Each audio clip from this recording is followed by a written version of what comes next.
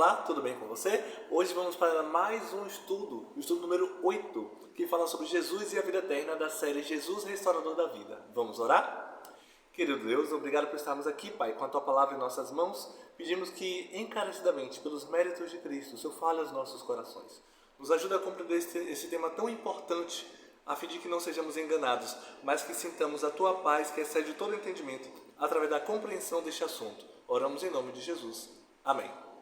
Então vamos agora para a primeira pergunta. Quem criou o ser humano? A resposta está em Gênesis, primeiro livro da Bíblia, capítulo 1, versículos 26 e 27. E disse Deus, façamos o homem conforme a nossa imagem. Algumas versões dizem, façamos o ser humano conforme a nossa imagem, segundo a nossa semelhança. Tenha ele domínio sobre os peixes do mar, sobre as aves do céu, sobre os animais domésticos e répteis que rastejam pela terra. Verso 27. Criou, pois, o ser humano à sua imagem. A imagem de Deus o criou. Homem e mulher os criou. Então percebemos que foi Deus quem criou o ser humano. Homem e mulher. Percebemos também no versículo 26 a presença da Trindade. Deus Pai, Deus Filho e Deus Espírito Santo agindo na semana da criação. Até porque o versículo 2 confirma a presença do Espírito Santo pairando sobre a face das águas. A questão de número 2 diz o seguinte, como o Senhor deu vida ao ser humano? O livro de Gênesis ainda, só que agora o capítulo 2, versículo 7, nos traz a resposta. Então formou Deus o ser humano do pó da terra e lhe soprou nas narinas o fôlego de vida. E o homem se tornou, ou o ser humano se tornou, alma vivente ou ser vivente, a depender da versão bíblica. Então, Deus formou o ser humano do pó da terra e soprou em suas narinas o fôlego de vida. E o homem se tornou alma vivente. Ele não recebeu ou ganhou uma alma vivente, mas ele se tornou uma alma vivente. Então percebemos que nós somos feitos do pó da terra e do fôlego de vida do próprio Deus. Questão número 3. O que é morte? O livro de Eclesiastes, capítulo 12, versículo 7, nos traz a resposta. E o pó volte à terra, como era, e o espírito volte a Deus que o deu. Eu trouxe aqui duas definições de espírito, em grego e em hebraico. Em grego significa pneuma, que quer dizer ar, vento, ou vento, né?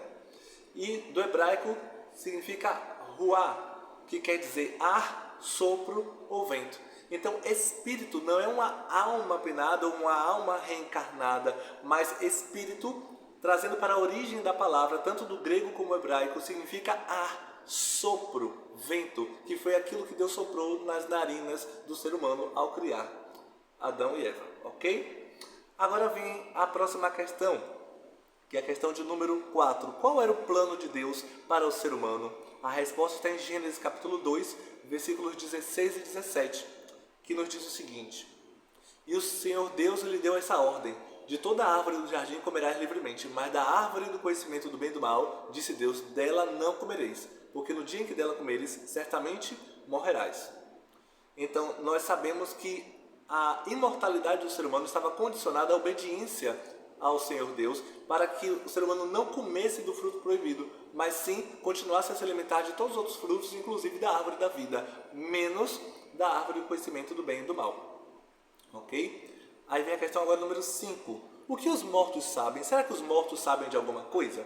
Vamos no livro de Eclesiastes, capítulo 9, versos 5, 6 e 10. Diz assim, verso 5. Porque os vivos sabem que vão morrer, mas os mortos não sabem de coisa nenhuma, nem tampouco terão eles recompensa, porque a sua memória está entregue ao esquecimento. Verso 6. Amor, ódio e inveja para eles já pereceram.